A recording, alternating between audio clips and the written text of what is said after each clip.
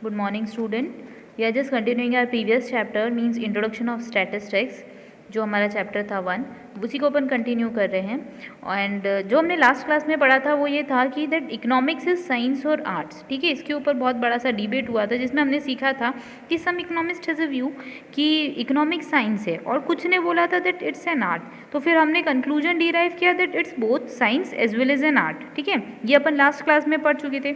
But now the time come to make a segregation between science. ठीक है, science के अंदर भी कौन सा साइंस है, वेदर इट्स पॉजिटिव साइंस और नॉर्मेटिव साइंस। ठीक है, तो आपको सबसे पहले ये पता होना चाहिए, कंक्लूजन निकालोगे अगर आपकी पॉजिटिव साइंस है कि नॉर्मेटिव साइंस, तो उसके पहले आपको ये पता होना चाहिए that what is positive science and what is normative science. ठीक है, तो सबसे पहले अपन ये समझते हैं कि दैट जो साइंस होता है पॉजिटिव साइंस वो किस चीज़ से डील करता है। तो basically the term positive science means, या फिर अपन ये बोल सकते हैं कि बहुत सारे इकोनॉमिक्स सोचते हैं that economics is positive science just because it deals with what is.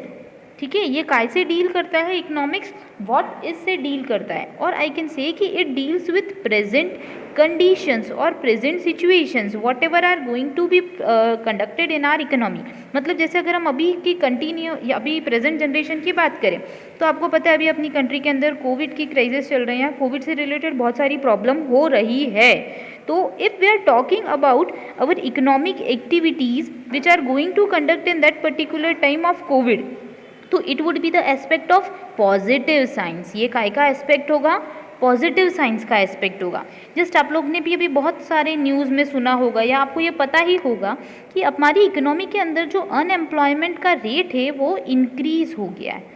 मतलब कि या तो आपको रिड्यूस्ड वेजेस मिलने वाले हैं या फिर आपको जॉब से सस्पेंशन मिल गया है। ठीक है, आप सस्पेंड हो गए हो जॉब से, ऐसी कुछ कंडीशंस हमारी मार्केट में हो रही है, या फिर हम बोल सकते हैं हमारी इंडिया में, हमारी इकोनॉमी में ऐसा हो रहा है। तो it's the reason behind that particular condition is COVID. So we are just going to study the causes and effect of COVID. तो it would be considered in positive economics, है ना।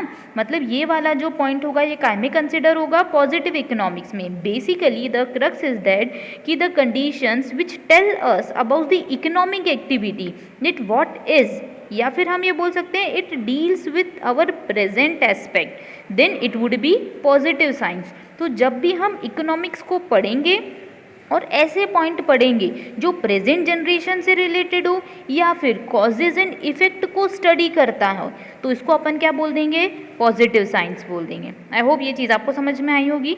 ठीक है, अब आपको ये भी पढ़ना है कि कॉजेज एंड इफेक्ट क्यों आया।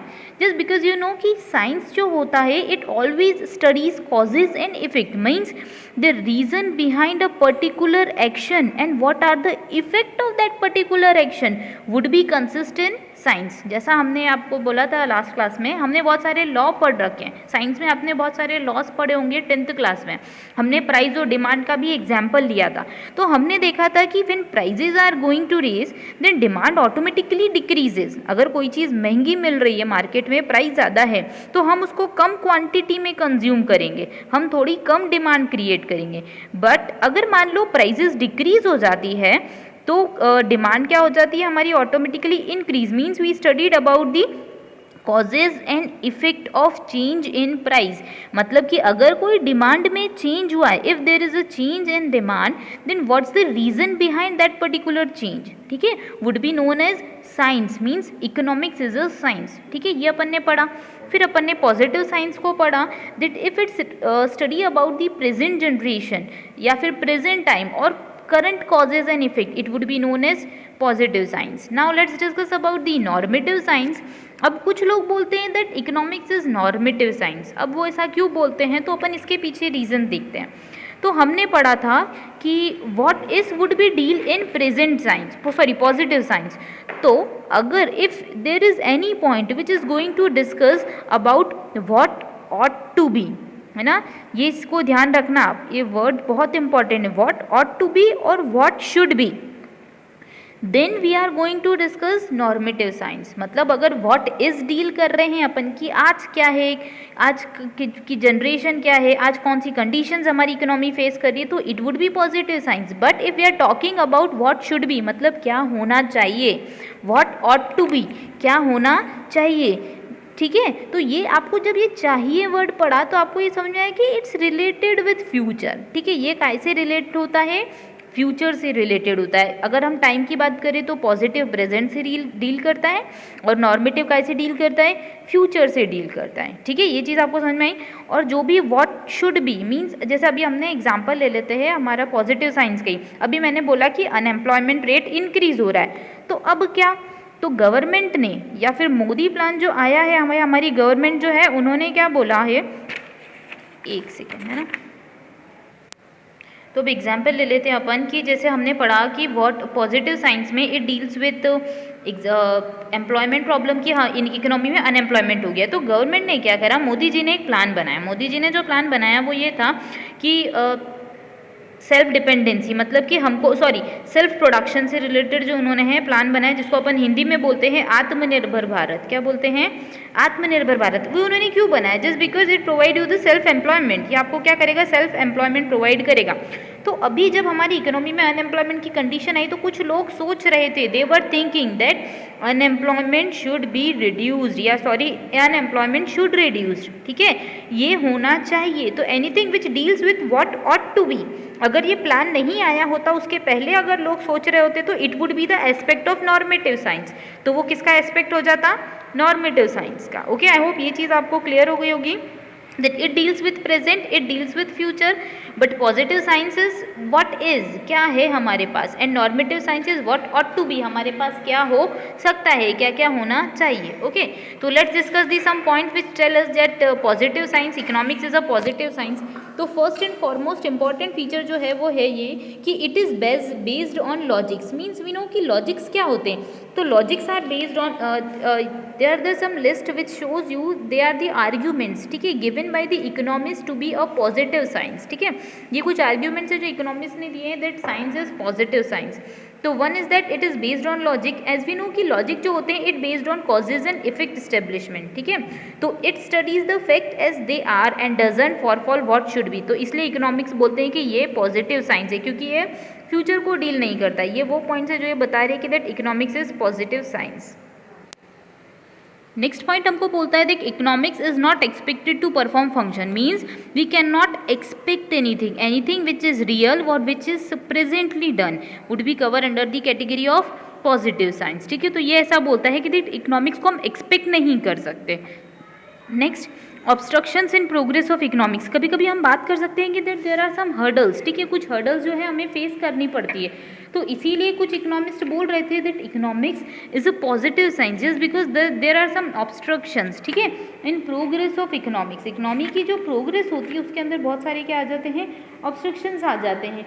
सो a number of disputes will crop up. ठीक है, in economics regard as a normative science and inquire that what should be, मतलब बहुत सारे ऐसे dispute हुए जो ये बोलते हैं कि that what should be the main base.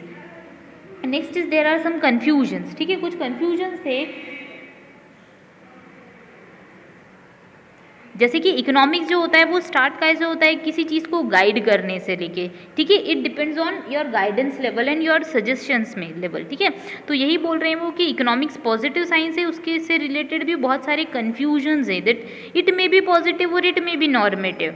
Next, it decreases in efficiencies. ठीक है, अब देखते हैं कि हमारे जो कीनीशियन है, मतलब कीनेस जो हैं वो इकोनॉमिस्ट थे और उन्होंने बोला कि इकोनॉमिक्स जो होता है sometime it decreases the efficiency. Means it based on your suggestions, it's based on your thinking. ठीक है, तो इकोनॉमिक्स जो होता है वो क्या होता है, it is a science and it is body settled conclusions immediately applicable to the policy. मतलब एक पर्टिकुलर पॉलिसी में कौन से रूल्स इंप्लीमेंट करने वाले.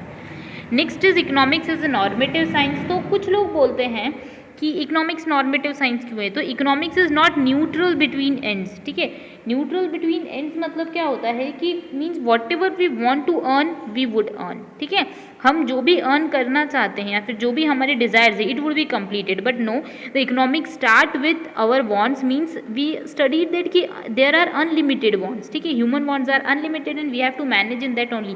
सो there may be some alternates, there may be some suggestions, there may be some options, ठीक है.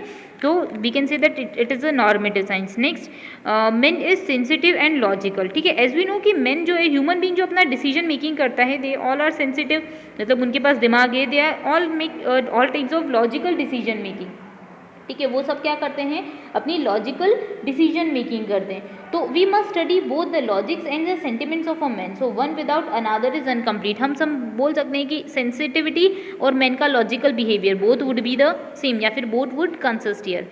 Next होता है रिडिकुलस बाइफर्केशन.